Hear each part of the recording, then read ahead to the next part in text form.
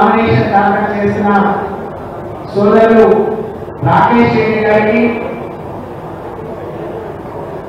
ఈ సభకు సభాధ్యక్షత వహిస్తూ ఈ కార్యక్రమాన్ని ముందుకు నడిపిస్తున్న స్థానిక జిల్లా పార్టీ అధ్యక్షులు మాజీ శాసనసభ్యులు అన్నా రవీంద్ర కుమార్ గారికి ఈ సమావేశ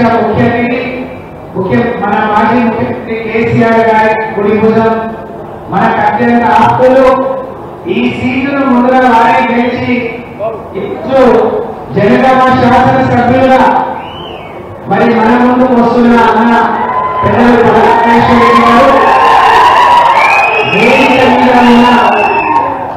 ప్రజాప్రతినిధులు మాజీ శాసనసభ్యులు జిల్లా పరిషత్ చైర్మన్లు వివిధ స్థాయిలో గులాబీ జెండాలను మోస్తూ టిఆర్ఎస్ పార్టీని బలపరుస్తూ ఈ కష్టకాలంలో కేసీఆర్ గారు వెన్నంటి ఉండాలని పెద్ద ఎత్తున తల్లి వచ్చిన మీకు వేదిక మీద ఉన్న పెద్దలందరికీ అలాగే మీడియా అందరికీ శిరస్సు వంచి నమస్కారాలు తెలియజేస్తా ఉన్నాం.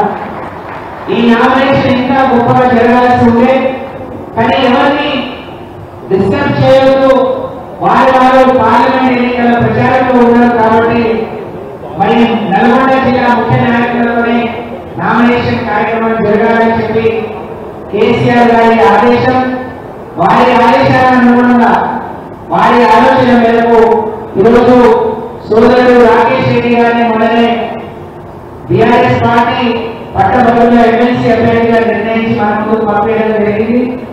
ఇందాక చెప్పినట్టు వారు ఉత్సాహవంతులు, యువకులు, విద్యావంతులు, బ్రిటిష్ పిల్లలలో చదువుకొని మంచి వాక్చాతుర్యం కలిగి ఆ రోజు బీజేపీలో కూడా యువజన విభాగంలో పనిచేసిన నాయకుడి కేసీఆర్ గారిని నమ్ముకొని వస్తే ఈరోజు మన అభ్యర్థిగా మరి నిర్ణయించిన సంగతి మీ అందరికీ తెలియజేస్తుంది. 2023 డిసెంబర్లో తెలంగాణ రాష్ట్ర శాసనసభ ఎన్నికలు జరిగినాయి. మనమందరం చూసినాం. కేసీఆర్ కొట్టాలి తెలంగాణ తేక ముందు తెలంగాణ రాష్ట్రం ఏ విధంగా ఉండేది. 10 ఏళ్ళు కేసీఆర్ గారు కష్టపడి తెలంగాణ అన్ని వర్గాలకు అన్ని ప్రాంతాలకు ఏ విధంగా న్యాయం చేసిందో మనం అనుభవించాం, అనుభవంలో ఉంది. కానీ మొన్నటి ఎన్నికల్లో కాంగ్రెస్ పార్టీ చెప్పిన మాయ మాటలు నమ్మి రేవంత్ రెడ్డి చెప్పే మోసపు మాటలు కాంగ్రెస్ పార్టీకి అలవాటు. కానీ తెలంగాణ ప్రజల అమాయకులు మరి కేసీఆర్ ఇచ్చే అన్ని ఇస్తా ఉన్నాడు, రేవంత్ రెడ్డి కాంగ్రెస్ ఇవన్నీ చెప్తా ఉంది, ఏం చేస్తారో చూద్దామని మార్పు కోరుకొని మనం కాంగ్రెస్ పార్టీని గెలిపించుకున్నారు. ఏం జరిగింది 5 నెలల్లో? నేను అనుకుంటా భారతదేశంలో ఇంత స్వల్ప వ్యవధిలో ఇంత వ్యతిరేకతను మూట కట్టుకున్న రాష్ట్రం ఏదైనా ఉంది అంటే అది కాంగ్రెస్ రేవంత్ రెడ్డి రాష్ట్ర ప్రభుత్వం అని చెప్పి తెలియజేస్తా ఉన్నాను. నేను ఇప్పుడే అన్న భూపాలరెడ్డి గారితో కూర్చొని చూస్తా ఉంటే మెసేజ్ వస్తుంది, 5 ఎకరాలకు 10 ఎకరాలకు కూడా రైతు బంధు ఇస్తా ఉంది.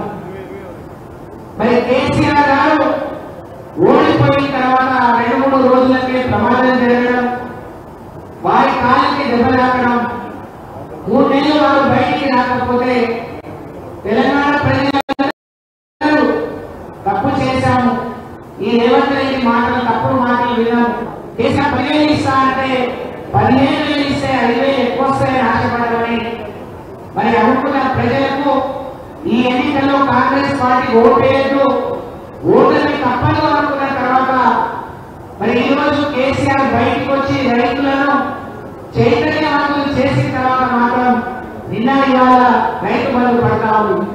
మిమ్మల్ని గమనించమని కోరుతా ఉన్నాను. మా సోదరులందరికీ రైతు బంధు ఇస్తామని, రైతులు ఆదుకుంటామని కేసీఆర్ ఎక్కడ చెప్పలేదు. కానీ రైతులను వ్యవసాయం దండగామని మానుకుంటున్న రైతులను రాజుగా నిలబెట్టాలి. అన్నమో రామచంద్ర అనే ప్రతి ఒక్కరికి మరి పట్టే అన్నం పెట్టే రైతు సంతోషంగా ఉండాలని కేసీఆర్ రైతు బంధువులు తీసుకొస్తే ఇచ్చే 10,000 సరిపోవు, 15,000 ఇస్తామని మాటలు చెప్పిన రేవంత్ రెడ్డి మరి రేపు టిఆర్ఎస్ పార్టీ కార్యకర్తలు ఊళ్ళకు పోయినప్పుడు చెప్పాలి, ఈ ప్రాంతంలోనే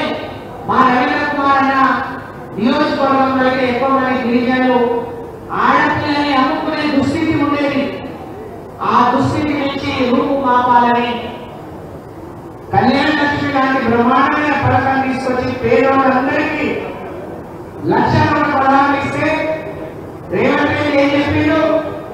కేసీఆర్ అయితే 1,16,000 ఇస్తాడు, నేను వస్తే తులం బంగారం ఇస్తాను. మీకు అన్నదాలేదా?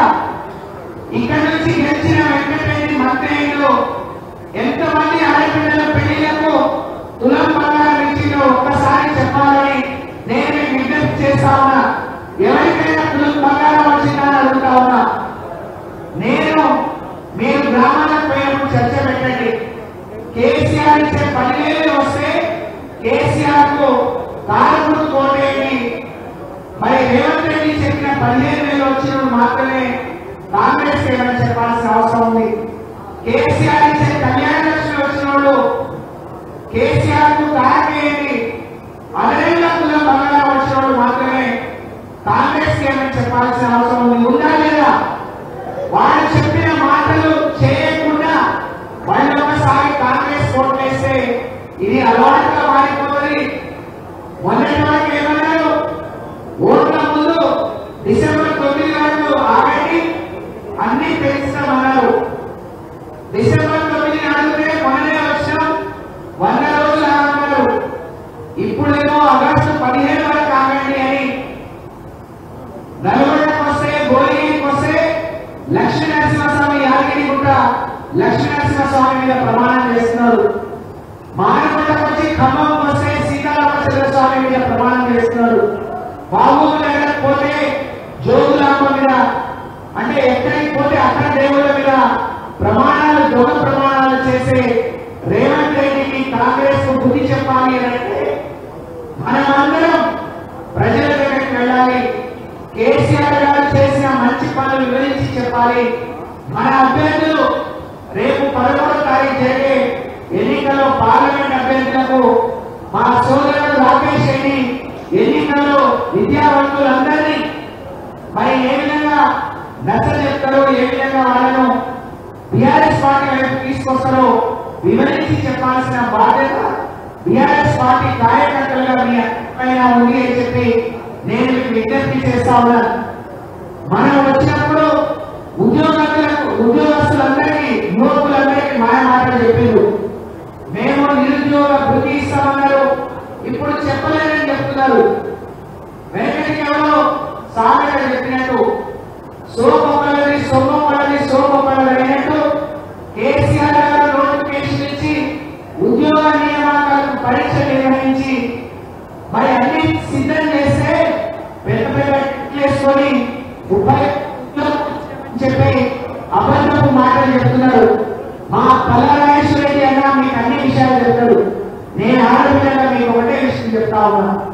కేసీఆర్ రాకముందు అంగన్వాడీ జీతాలు 2,000, కేసీఆర్ వచ్చిన తర్వాత అంగన్వాడీ జీతాలు 13,500.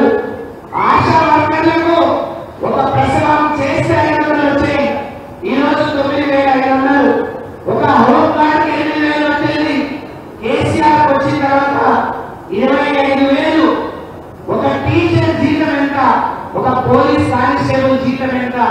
ఎన్ని ఉద్యోగాలు మనం ఇచ్చినాం? ప్రభుత్వ రంగ సంస్థలు ఎన్ని ఉద్యోగాలు ఇచ్చినాం?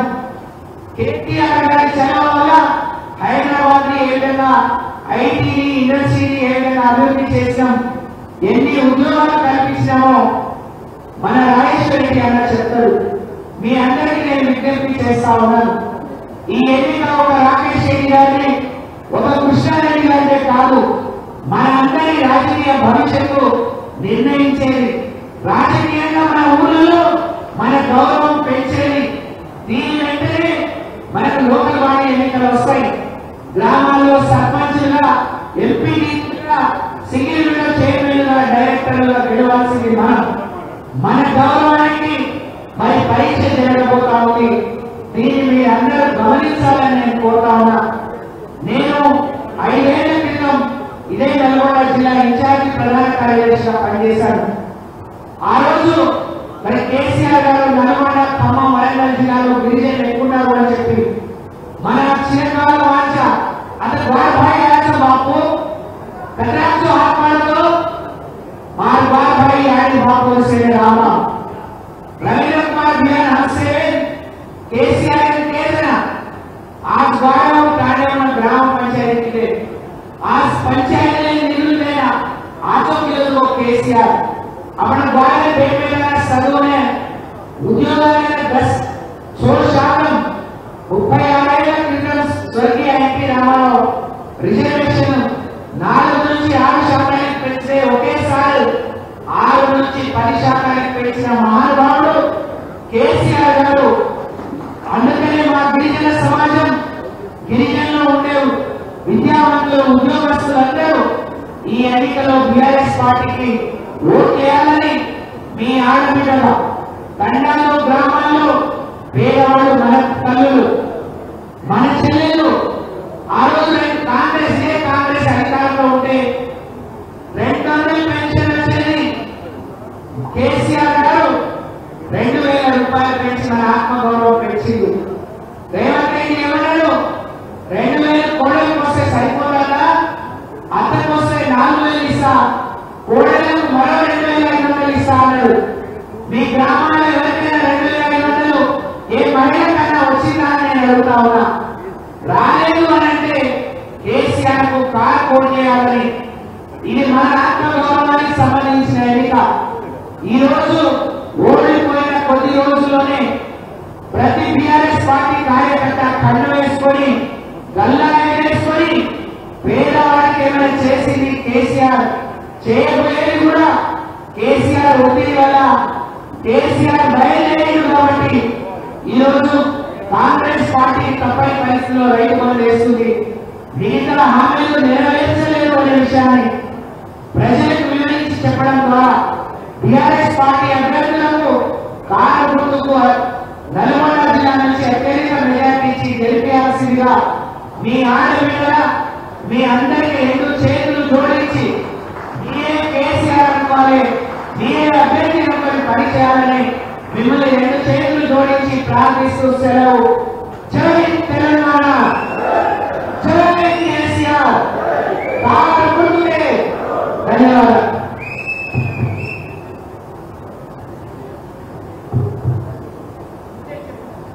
ఎంపీఓ పేరు మన అందరికీ తెలిసిపోయింది. ప్రచారం గ్రామాల